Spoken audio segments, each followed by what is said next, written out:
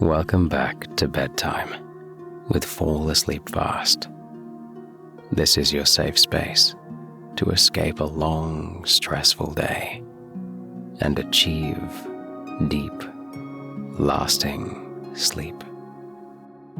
Tonight, we begin reading the Saga of Gösta Berling, set in the deep, wild stretches of 19th century Swedish forests, sloping from wooded villages down to long, narrow lakes connected by rivers, legends, and our protagonist, Gösta Berling, a young minister who must find redemption following his disgrace.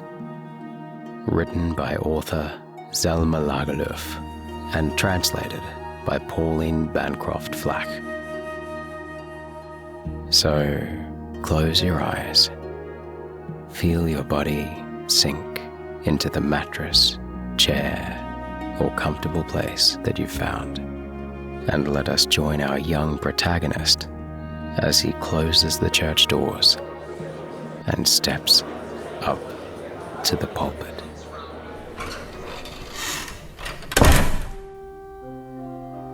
Introduction 1. The priest.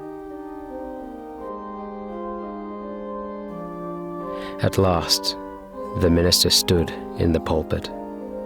The heads of the congregation were lifted. Well, there he finally was. There would be no default this Sunday, as on the last and on many other Sundays before.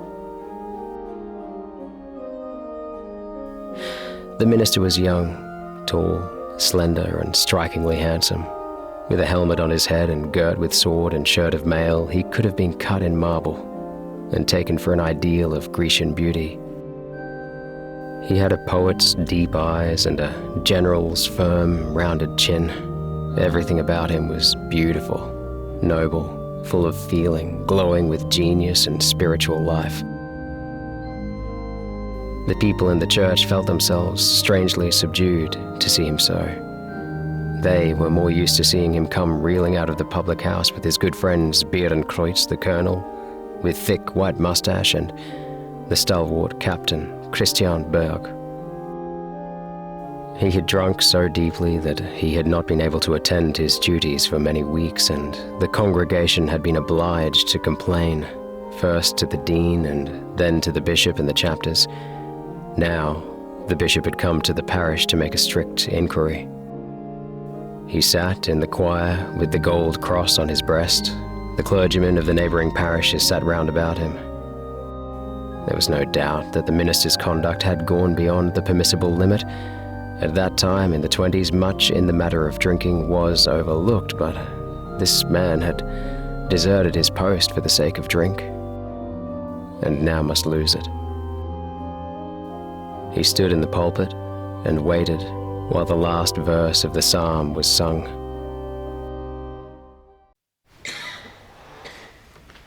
A feeling came over him as he stood there, that he had only enemies in the church, enemies in all the seats, among the gentry in the pews, among the peasants in the farther seats, among the little boys in the choir. He had enemies, none but enemies. It was an enemy who worked the organ bellows, an enemy who played.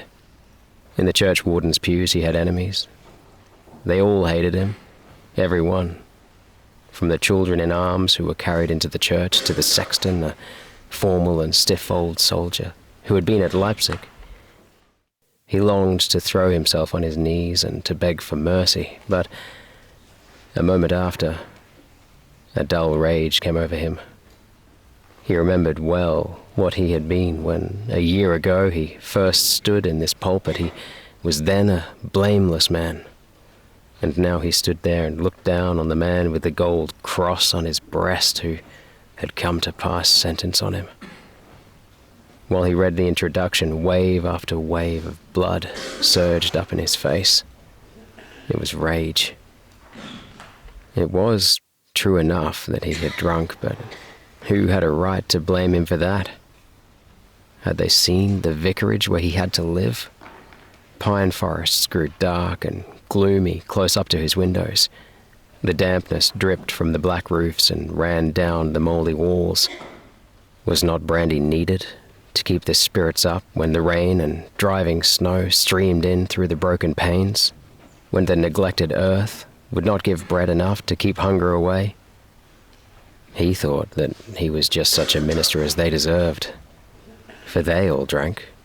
Why should he alone control himself? The man who had buried his wife got drunk at the funeral feast.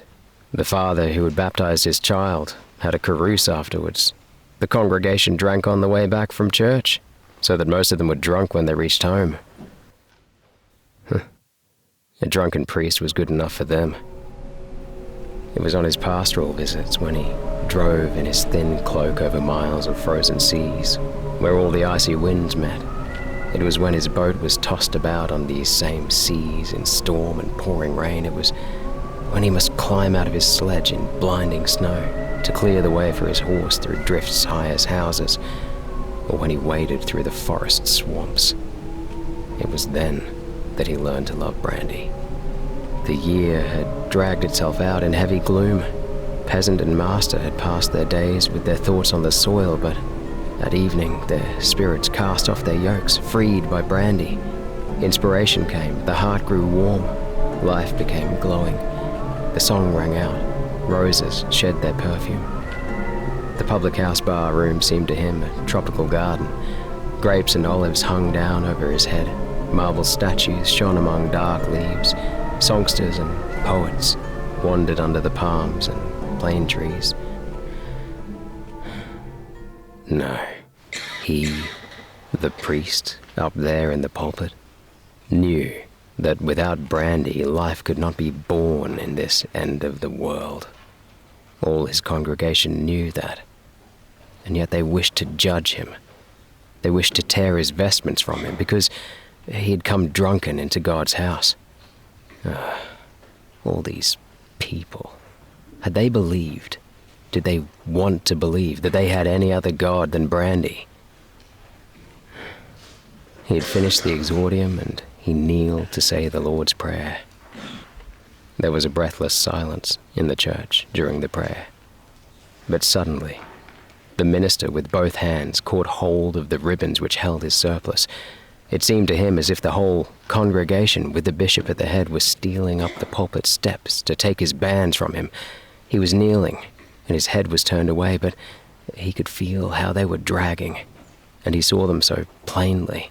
The bishop and the deans, the clergymen, the church wardens, the sexton, and the whole assemblage in a long line, tearing and straining to get his surplice off. And he could picture to himself how all these people who were dragging so eagerly would fall over one another down the steps when the bands gave way, and the whole row of them below, who had not got up as far as his cape, but only to the skirts of his coat, would also fall.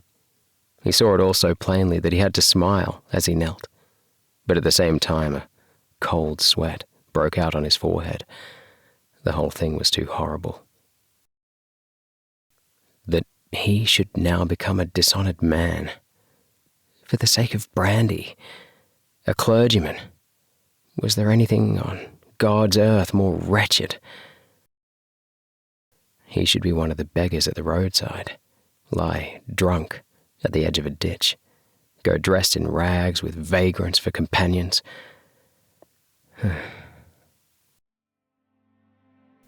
The prayer was ended. He should read his sermon. Then a thought came to him and checked the words on his lips. He thought that it was the last time he should stand in the pulpit and proclaim the glory of God. For the last time, that took hold of him. He forgot the brandy and the bishop. He thought that he must use the chance and testify to the glory of God.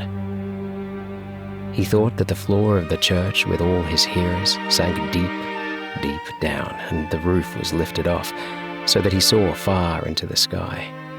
He stood alone, quite alone, in his pulpit. His spirit took its flight to the heavens opened above him. His voice became strong and powerful, and he proclaimed the glory of God. He was inspired. He left what he had written. Thoughts came to him like a flock of tame doves. He felt as if it were not he who spoke, but he felt too that it was the best earth had to give, and that no one could reach a greater height of brilliancy and splendor than he who stood there and proclaimed the glory of God. As long as the flame of inspiration burned in him, he continued to speak, but when it died out and the roof sank down over the church and the floor came up again from far, far below, he bowed his head and wept, for he thought that the best of life, for him, was now over. After the service came the inspection and the vestry meeting. The bishop asked if the congregation had any complaints to make against their clergyman. The minister was no longer angry and defiant as before the sermon. Now he was ashamed and hung his head. Oh, all the miserable brandy stories which were coming now. But none came. There was a deep silence about the long table in the parish hall. The minister looked first at the sexton. No, he was silent. Then at the churchwardens, then at the powerful peasants and mine owners. They were all silent. They sat with their lips pressed close together and looked embarrassed down on the table. They're waiting for somebody to begin, thought the minister. One of the churchwardens cleared his throat. I think we've got a fine minister, he said. Your reverence has heard how he preaches, interrupted the sexton. The bishop spoke of repeated absences. The minister has the right to be ill as well as another, was the peasant's opinion. The bishop hinted at their dissatisfaction with the minister's mode of life. They defended him with one voice. He was so young, their minister. There was nothing wrong with him. No. If he would only always preach as he had done today, they would not exchange him for the bishop himself. There were no accusers. There could be no judge. The minister felt how his heart swelled and how swiftly the blood flew through his veins. Could it be that he was no longer among enemies, that he had won them over when he had least thought of it? That he should still be their priest?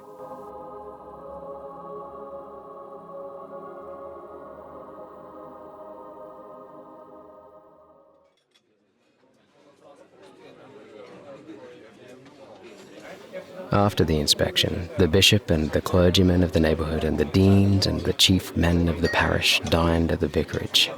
The wife of one of the neighbors had taken charge of the dinner, for the minister was not married. She had arranged it all so well that it made him open his eyes, for the vicarage was not so dreadful. The long dining table was spread out under the pines and shone with its white cloth, with its blue and white china, its glittering glass and folded napkins. 2 birches bent over the door. The floor of the entry was strewn with rushes. A wreath of flowers hung from the rafters. There were flowers in all the rooms. The mouldy smell was gone, and the green window panes shone bravely in the sunshine.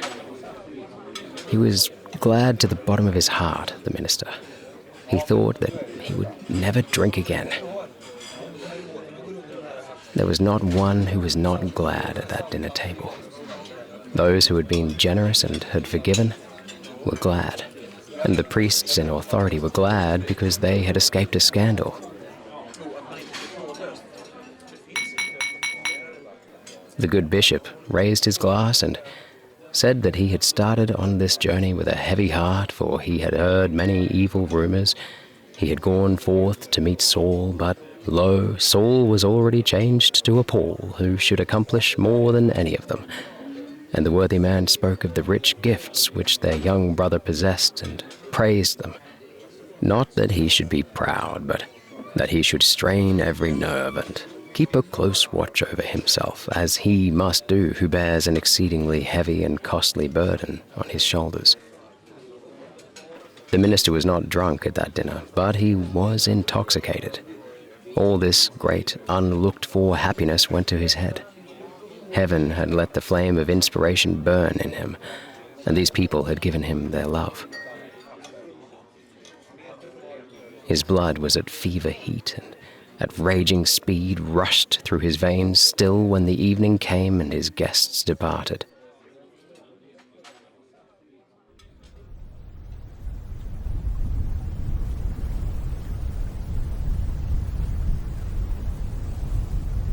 Far into the night he sat awake in his room and let the night air stream in through the open window to cool this fever of happiness, this pleasant restlessness which would not let him sleep.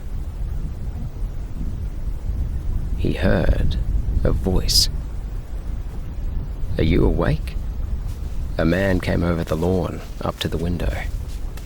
The minister looked out and recognized Captain Christian Berg, one of his trusty boon companions. He was a wayfarer without house or land, this Captain Berg, and a giant in stature and strength. Big was he as Goliath, malicious and stupid as a mountain goblin. "Of course I am up, Captain Christian," answered the minister. "Do you think I could sleep tonight?" And hear now what this Captain Berg says to him. The giant had guessed, he had understood, that the minister would now be afraid to drink. He would never have any peace, thought Captain Christian, for those priests from Karlstad, who had been here once, could come again and take his surplus from him if he drank. But now Captain Christian had put his heavy hand to the good work. Now he had arranged that those priests never should come again, neither they nor the bishop. Henceforth the minister and his friends could drink as much as they liked at the vicarage. Hear what a deed he had done. He, Christian Berg, the mighty captain. When the bishop and the two deans had climbed into their closed carriage and the doors had been shut tight on them, then he had mounted on the box and driven them 10 miles or so in the light summer night. And then had Christian Berg taught the reverend gentleman how loose life sits in the human body. He had let the horses run at the maddest pace. That was because they would not let an honorable man get drunk in peace. Do you suppose he followed the road with them? Do you believe he saved them from jolts? He drove over ditches and plowed fields. He drove in a dizzy gallop down the hills. He drove along the water's edge till the waves covered the wheels. He almost stuck in a bog. He drove down over bare rocks where the horses slid with legs held stiff. And all the time, the bishop and the priest sat with blanched faces behind the leather curtains and murmured prayers. It was the worst journey they had ever made. And think how they must have looked when they came to Rissetter's inn, living but shaken like shot in a leather pouch. "What does this mean, Captain Christian?" says the bishop as he opens the door for them. "It means that you shall think twice, bishop, before you make a new journey of inspection to Gösta Berling," says Captain Christian. And he had thought that sentence well out beforehand, so as not to get it wrong. "Tell Gösta Berling," says the bishop, "that to him neither I nor any other bishop will ever come again." This exploit the mighty Captain Christian stands and relates at the open window in the summer night, for Captain Christian has only just left the horses at the inn, and has come directly to the minister with his news. "Now you can be at rest, comrade," he says. Captain Christian. The clergyman sat with pale faces behind the leather curtains, but The priest at the window looks in the bright summer night far, far paler. Oh, Captain Christian. The minister raised his arm and measured a terrible blow at the giant's coarse, stupid face, but checked himself. He shut the window with a bang and stood in the middle of the room, shaking his clenched fist on high. He in whom the fire of inspiration had flamed, he who had been able to proclaim the glory of God, stood there and thought that God had made a fool of him. Would not the bishop believe that Captain Christian had been sent by the minister? Would he not believe that he had dissembled and lied the whole day? Now he would investigate everything about him in earnest. Now he would suspend him and dismiss him. When the dawn broke, the minister was far from his home. He did not care to stay and defend himself. God had mocked at him. God would not help him. He knew that he would be dismissed. God would have it. He might as well go at once. All this happened in the beginning of the 20s in a faraway parish in western Värmland. It was the first misfortune which befell Gösta Berling, and was not the last. For colts who cannot bear spur or whips find life hard. For every pain which comes to them, they bolt down wild ways to yawning chasms. As soon as the road is stony and the way hard, they know no other remedy than to cast off their load and rush away in frenzy.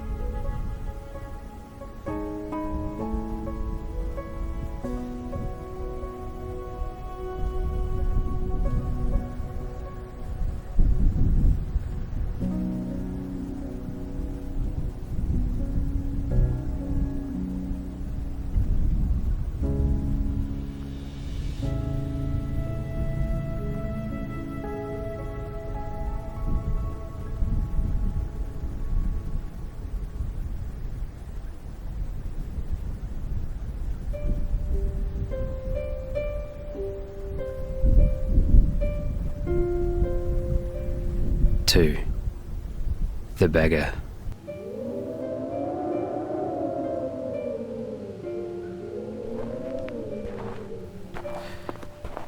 One cold December day, a beggar came wandering up the slopes of Broby. He was dressed in the most miserable rags, and his shoes were so worn that the cold snow wet his feet. Löven is a long, narrow lake in Värmland, intersected in several places by long, narrow sounds. In the north, it stretches up to the Finn forests. In the south, down to the Lake Värna. There are many parishes along its shores, but the parish of Bro is the largest and richest. It takes up a large part of the lake's shores, both on the east and west sides, but on the west side are the largest estates, such as Ekeby and Bjorne, known far and wide for wealth and beauty. And Broby, with its large village and inn, courthouse, sheriff quarters, vicarage and marketplace. Broby lies on a steep slope. The beggar had come past the inn, which lies at the foot of the hill, and was struggling up towards the parsonage, which lies at the top.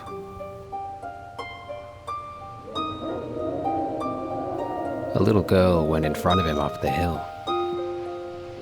She dragged a sledge laden with a bag of meal.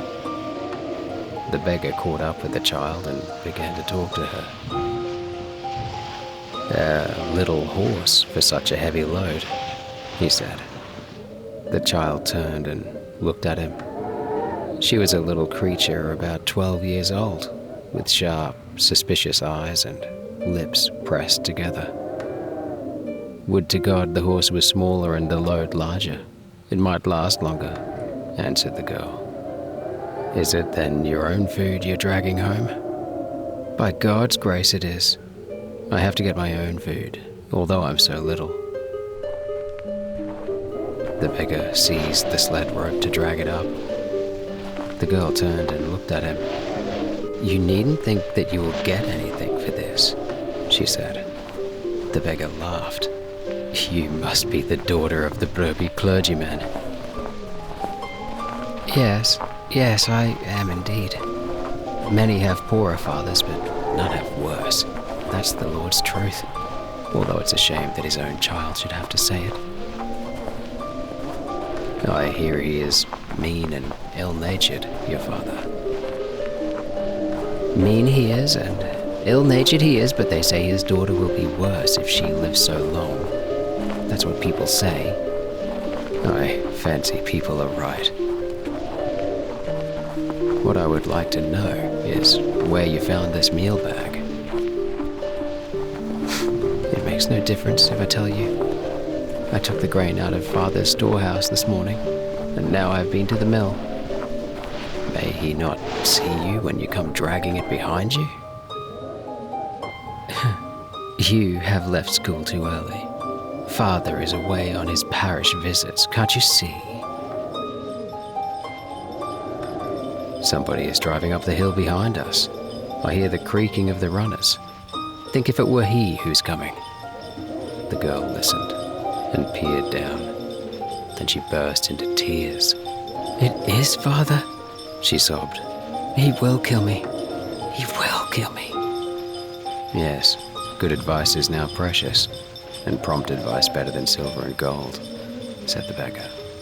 Look here, said the child. You can help me. Take the rope and drag the sledge. Then Father will believe it's yours. What shall I do with it afterwards? Asked the beggar, and put the rope around his shoulders. Take it where you like for the moment, but come up to the parsonage with it when it's dark. I shall be looking out for you. You are to come with the bag and the sledge, you understand? I shall try. God help you if you don't come, called the girl, while she ran, hurrying to get home before her father.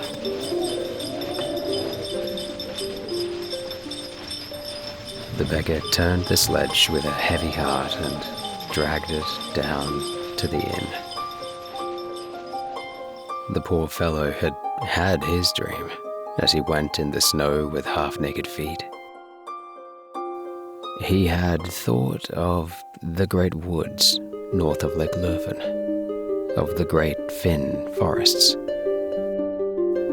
Here, in the parish of Bro, where he was now wandering along the sound which connects the upper and lower Löwen, in this rich and smiling country, where one estate joins another, factory lies near factory, here all the roads seemed to him too heavy, the rooms too small, the beds too hard.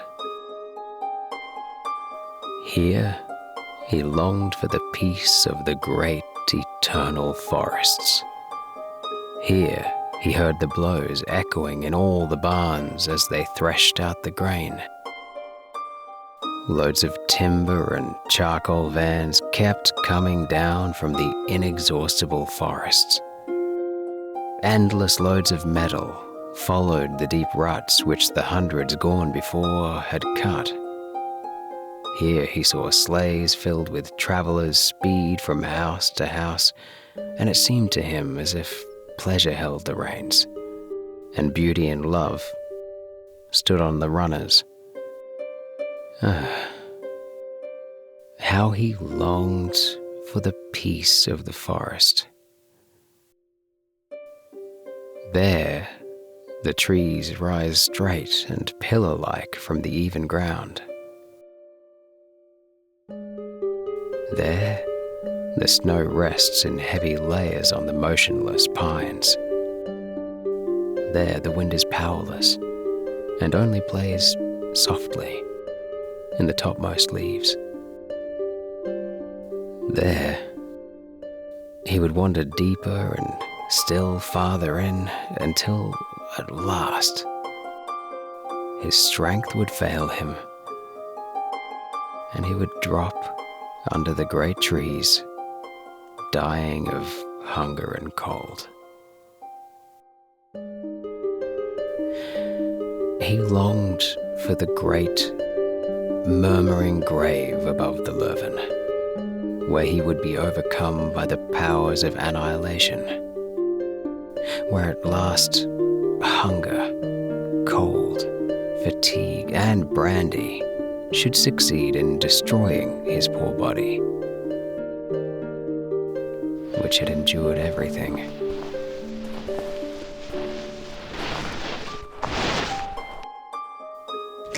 He came down to the inn to await the evening.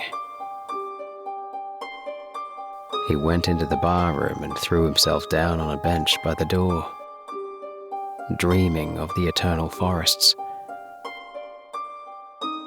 The innkeeper's wife felt sorry for him and gave him a glass of brandy.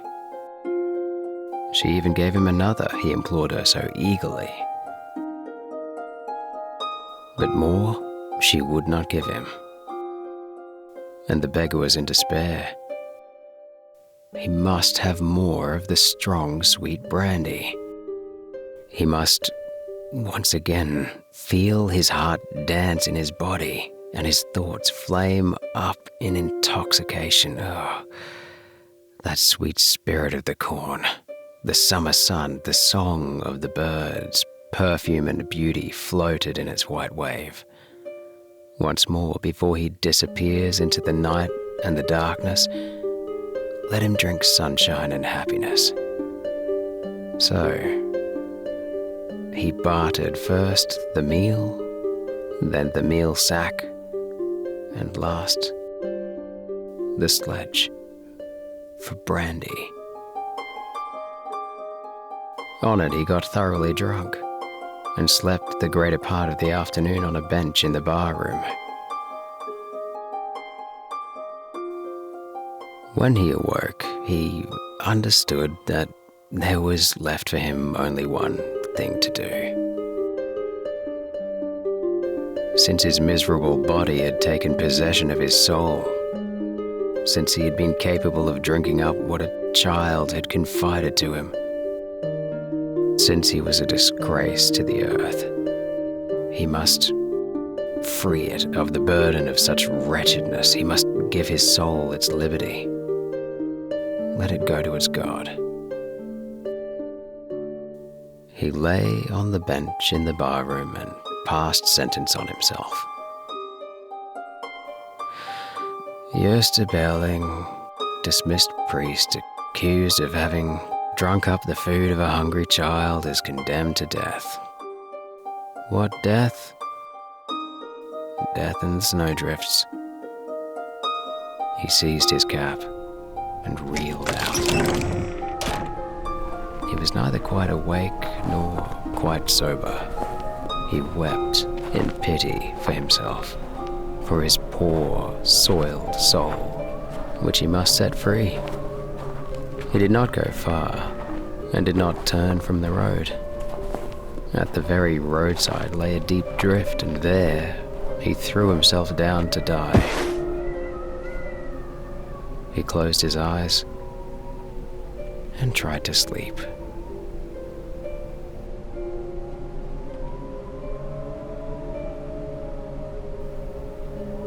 No one knows how long he lay there, but there was still life in him when the daughter of the minister of Broby came running along the road with a lantern in her hand and found him in the drift by the roadside. She had stood for hours and waited for him. Now, she had run down Broby Hill to look for him. She recognized him instantly, and she began to shake him and to scream with all her might to get him awake. She must know what he had done with her meal bag.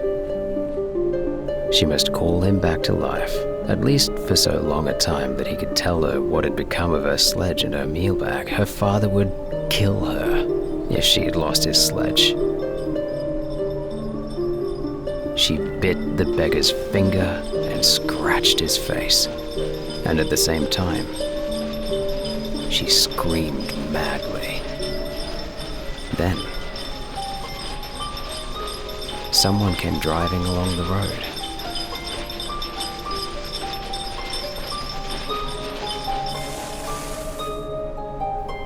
"Who the devil is screaming so?" asked a harsh voice. "I want to know what this fellow has done with my meal bag and my sledge," sobbed the child, and beat with clenched fists on the beggar's breast. "Are you clawing a frozen man? Away with you, wildcat." The traveler was a large and coarse woman. She got out of the sleigh and came over to the drift. She took the child by the back of the neck and threw her on one side. Then she leaned over, thrust her arms under the beggar's body and lifted him up. Then she carried him to the sleigh and laid him in it. "Come with me to the inn, wildcat," she called to the child, "that we may hear what you know of all this."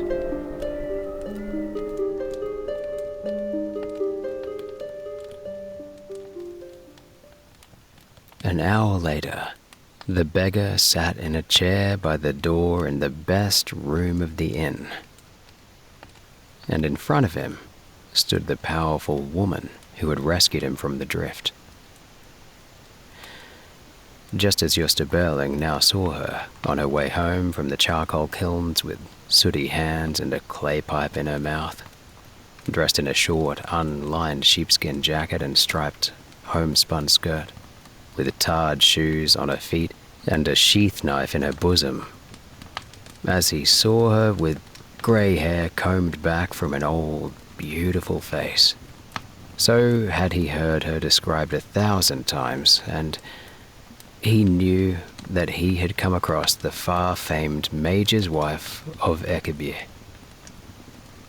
She was the most influential woman in all Värmland, mistress of 7 ironworks, accustomed to command and to be obeyed. And he was only a poor, condemned man, stripped of everything, knowing that every road was too heavy for him, every room too crowded. His body shook with terror while her glance rested on him. She stood silent and looked at the human wretchedness before her.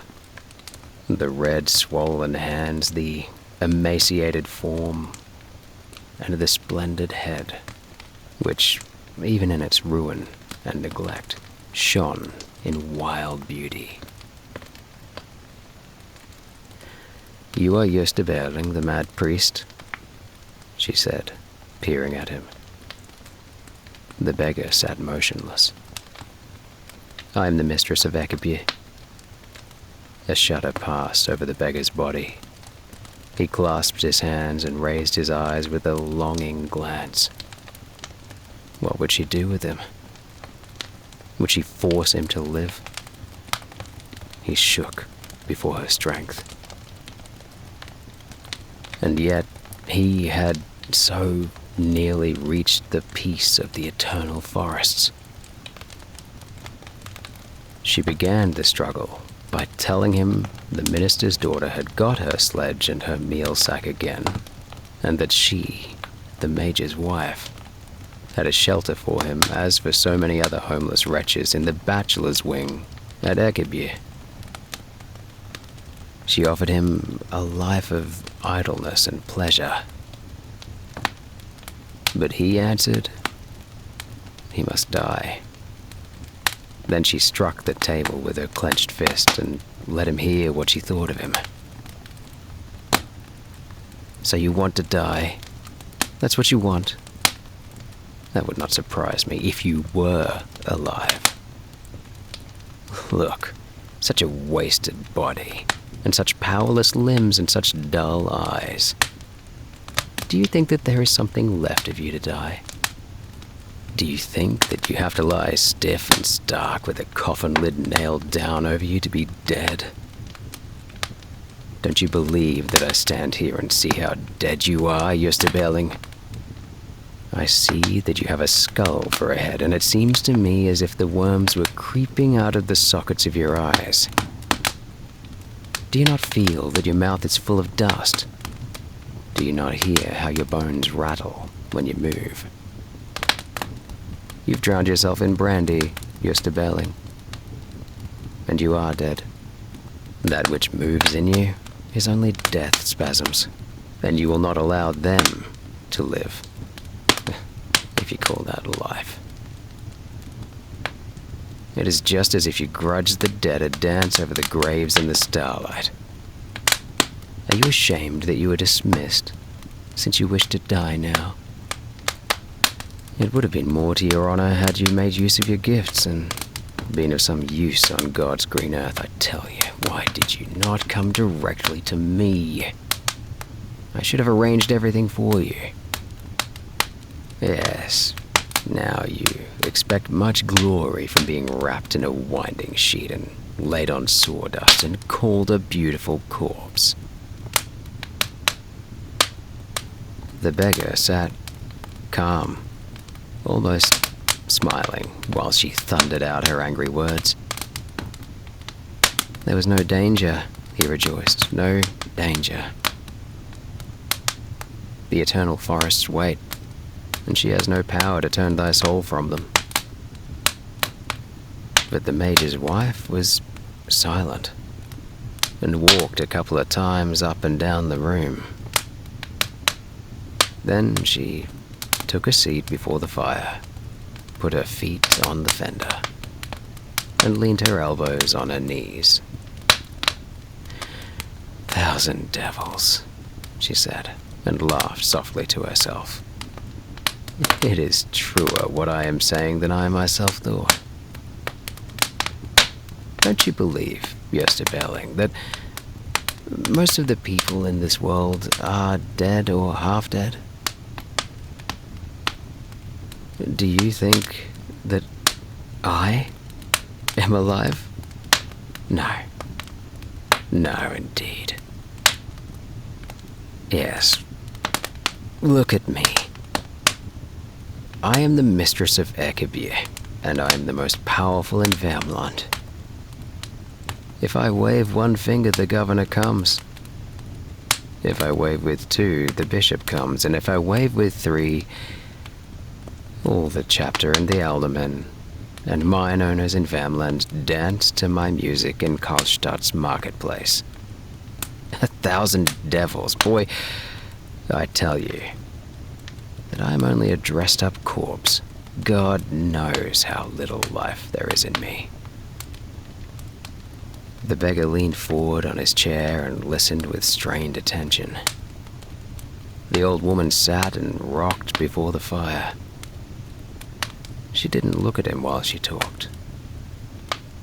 "Don't you know," she continued, "that if I were a living being and saw you sitting there, wretched and deplorable with suicidal thoughts, don't you believe that I should take them out of you in a second?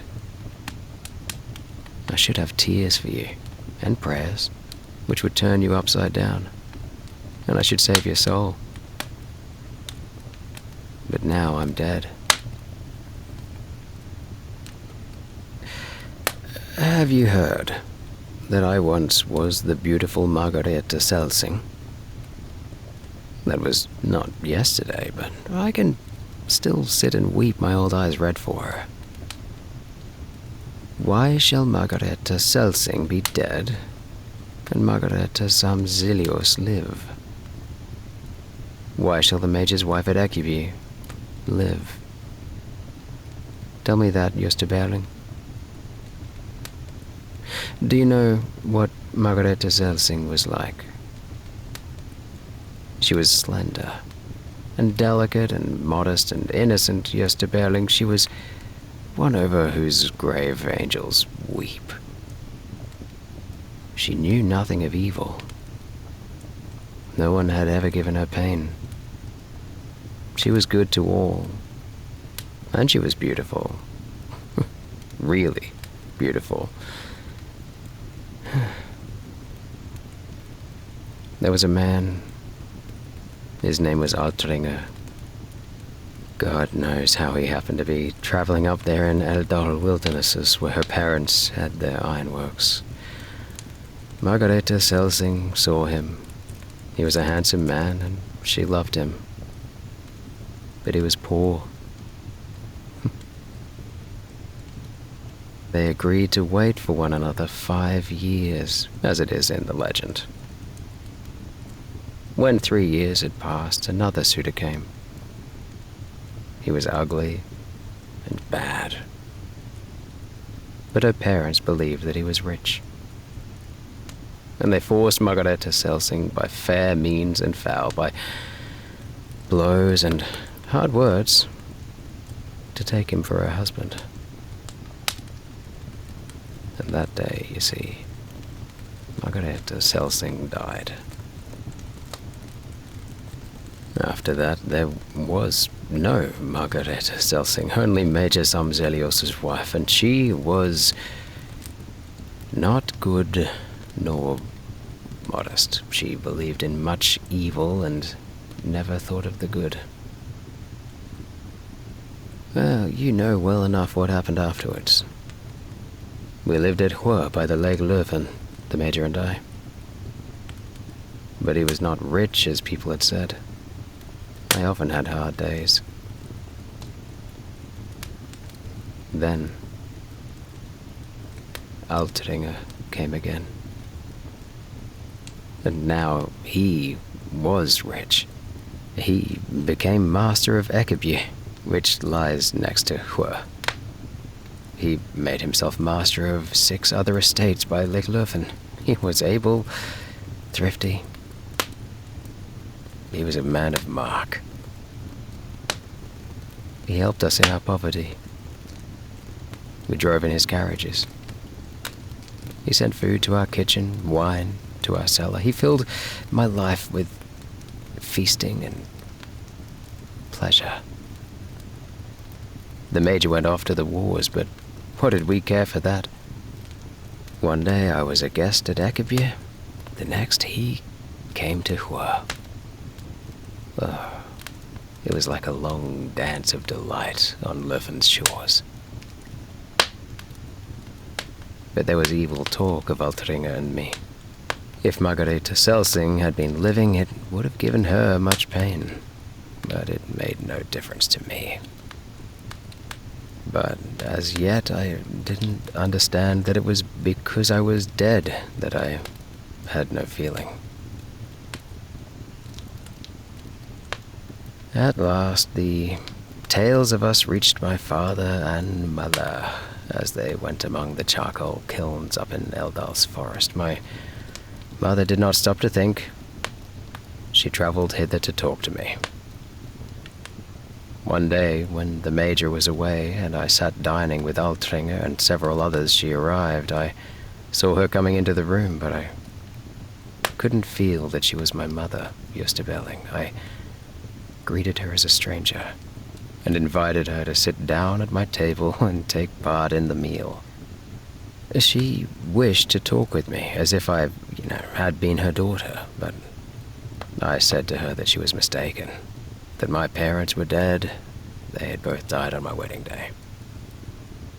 Then she agreed to the comedy.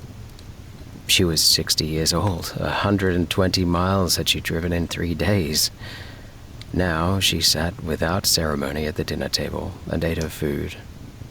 She was a strong and capable woman. She said that it was very sad that I had had such a loss just on that day. Oh, the saddest thing was, I said, that my parents did not die a day sooner, then the wedding would never have taken place. Is not the gracious lady pleased with her marriage? She then asked. Oh, yes, said I.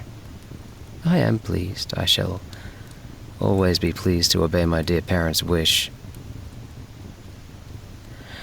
She asked if it had been my parents' wish that I should heap shame upon myself and them and deceive my husband. I did my parents little honor by making myself a byword in every man's mouth. They must lie as they have made their bed, I answered her. And moreover, I wished her to understand that I did not intend to allow anyone to calumniate my parents' daughter. We ate, we two. The men about us sat silent and could not lift knife nor fork. She stayed a day to rest, then she went. But all the time I saw her, I could not understand that she was my mother. I only knew that my mother was dead. When she was ready to leave Gösta Berling and I stood beside her on the steps and the carriage was before the door, she said to me, 24 hours have I been here, without your greeting me as your mother. By lonely roads I came here, 120 miles in 3 days, and for shame for you, my body is trembling as if it had been beaten with rods. May you be disowned as I have been disowned, repudiated as I have been repudiated. May the highway be your home, the haystack your bed, the charcoal kiln your stove. May shame and honor be your reward. May others strike you as I strike you. And she gave me a heavy blow on the cheek. But I lifted her up and carried her down the steps and put her in her carriage. Who are you that you curse me? I asked. Who are you that you strike me? That I will suffer from no one. And I gave her the blow again. The carriage drove away. But then, at that moment, Gösta Berling, I knew that Margareta Celsing was dead. She was good and innocent. She knew no evil. Angels had wept at her grave. If she had lived, she would not have struck her mother.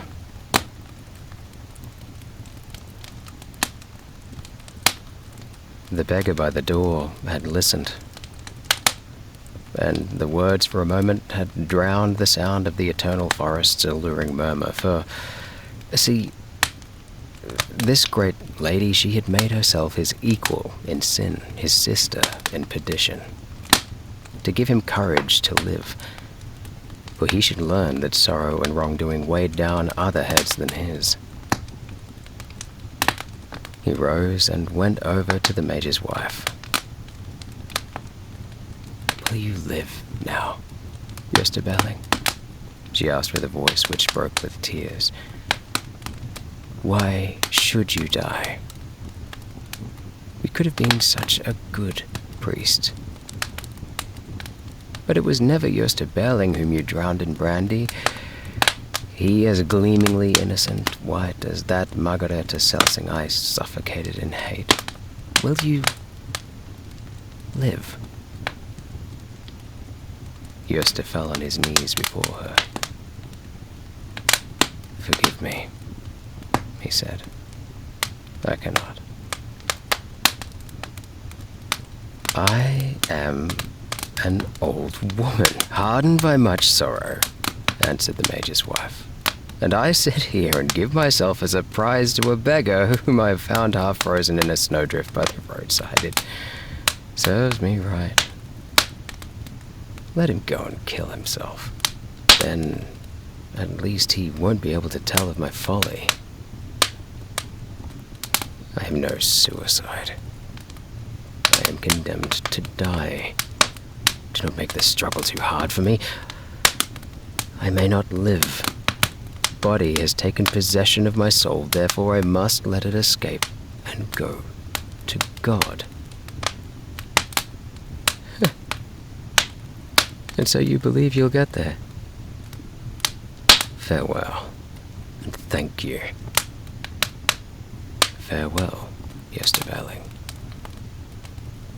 The beggar rose and walked with hanging head and dragging step to the door. This woman made the way up to the great forests heavy for him. When he came to the door, he had to look back. Then he met her glance as she sat still and looked after him. He had never seen such a change in any face. And he stood and stared at her. She, who had just been angry and threatening, sat transfigured, and her eyes shone with a pitying, compassionate love. There was something in him, in his own wild heart, which burst before that glance.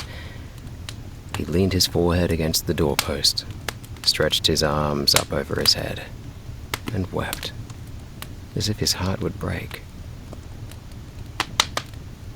The major's wife tossed her clay pipe into the fire and came over to Gösta. Her movements were as tender as a mother's. There, my boy. And she got him down beside her on the bench by the door, so that he wept with his head on her knees. Will you still die? Then he wished to rush away. She had to hold him back by force. Now, I tell you that you may do as you please, but I promise you that if you will live, I will take to me the daughter of the Broby minister and make a human being of her so that she can thank her God that you stole her meal. Now will you? He raised his head and looked her right in the eyes. Do you mean it? I do, Gösta Berling. Then he wrung his hands in anguish. He saw before him the peering eyes, the compressed lips, the wasted little hands. This young creature would get protection and care, and the marks of degradation be effaced from her body, anger from her soul. Now the way up to the eternal forests was closed to him. I shall not kill myself as long as she is under your care, he said. I knew well enough that you'd force me to live. I felt that you were stronger than I. Gösta Berling, she said solemnly, I have fought for you as for myself. I said to God, if there is anything of Margareta Celsing living in me, let her come forward and show herself, so that this man may not go and kill himself. And he granted it. And you saw her, and therefore you could not go. And she whispered to me that for that poor child's sake you would not give up your plan of dying. You fly, you wild birds, but our Lord knows the net which will catch you. He is a great and wonderful God, said Gösta Berling. He has mocked me and cast me out. But he will not let me die. May his will be done.